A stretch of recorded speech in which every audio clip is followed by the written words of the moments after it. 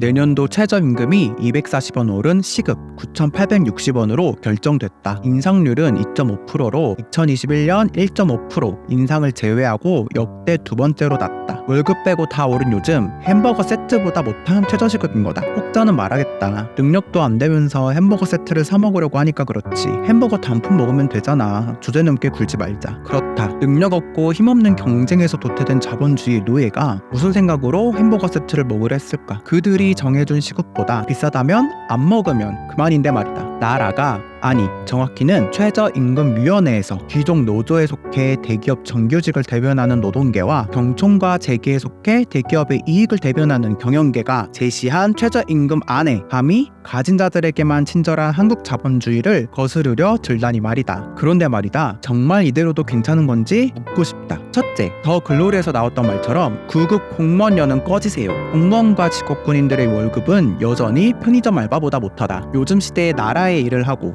나라를 지키며 악성 민원인에게까지 시달리는 20대 청년들의 공무원 기본급은 거의 무료봉사 수준이다. 둘째, 인건비 오르면 자영업자들 죽어난다? 요즘 사장님들은 사장보다 알바들이 돈 더 많이 가져간다고 불만이다. 사장님, 재료도 다 문 앞에 가져다 배달해주고 주문과 서빙도 기계들이 다 하고 청소도 업체에서 해주고 건물도 남의 건물에서 하시면서 손 까딱 안 하고 장사하시면서 남는 게 없다고 하는데 그게 알바비 때문은 아니잖아요? 그리고 주휴수당 부담된다고 알바 시간 쪼개기로 먼저 각자 도생 찾으신 게 누군지 결론적으로 사장님처럼 생산 효율 증대라는 목적 하에 비용도 최대화했으면서 장사하면 남는 게 없어야 정상 아닐까요? 다른 비용 절감 다 제쳐두고 알바비 주는 걸로 차익 거래를 하려는 건 무슨 심보인지. 셋째, 최저임금 올라가면 물가 더 올라간다? 인건비 올라서 물가 올랐는데 왜 키오스크 쓰고 서빙 로봇 쓰고 푸드코트처럼 내가 직접 가져다 먹는 것도 음식값은 왜 똑같을까? 임금이 인상되면 물가가 오른다는 말은 얼핏 듣기에 일리가 있는 듯 보인다. 실제로 자본가 계급의 이해를 대변하는 주류 경제학에는 물가 상승을 설명하는 이론으로 비용 인상 인플레이션이 있다. 원자재나 임금과 같은 기업의 비용 증가로 가격이 올라가고 그로 인해 물가 상승이 일어난다는 것이다. 다시 말해 임금 인상으로 인한 물가 상승의 악순환은 그저 자본가들을 위한 논리이다. 노동자는 자신의 노동력을 자본가에게 판매한 후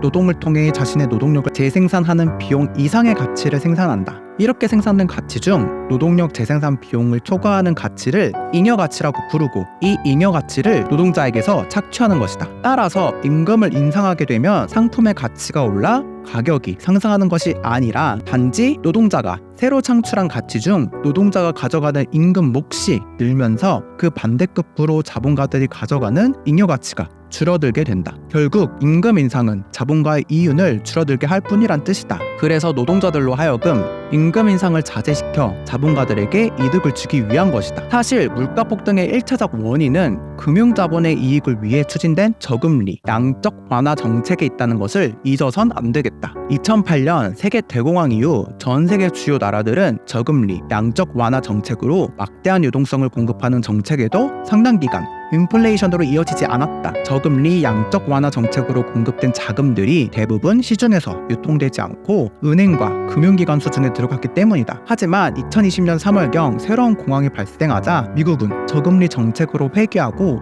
2008년 무력과는 비교되지 않는 무제한적 양적 완화 정책을 진행했다. 이로 인해 통화량은 2020년 한 해만 25%나 늘었다. 미국과 여러 나라들이 2020년 대공황을 막기 위해 공급한 막대한 양의 자금은 결국 금융자본의 수준을 넘어서 심각한 인플레이션을 일으키게 되었다. 이런 상황 속에서 대공황과 코로나 유행으로 인해 발생한 공급 감소 및 공급 사슬 교란, 정부의 대규모 지출로 인한 일시적 수요 급증, 러시아, 우크라이나 전쟁 등은 물가를 폭등시키는 추가적인 요인이 되었다. 그리고 물가 인상을 이용해 폭리를 취하려는 자본가들의 행태도 물가 폭등을 부추겼다. 대표적인 사례로 석유회사들이 있다. 석유회사들은 물가 폭등이 지속될 것으로 예상되자 가격을 일부러 상승시켜 폭리를 취하고 있으니 말이다. 넷째, 직장인이라면 이제는 진짜 대기업만이 답이다. 이제 중소기업 가면 인생 조지는 거다. 최저시급보다 못한 중소기업의 일자리는 더더욱 늘어날 것이다. 혹 맞춰준다고 한들 한 명에게 3-4명의 몫을 하길 바랄 것이다. 중소기업이든 대기업이든 자본가들에겐 소폭이더라도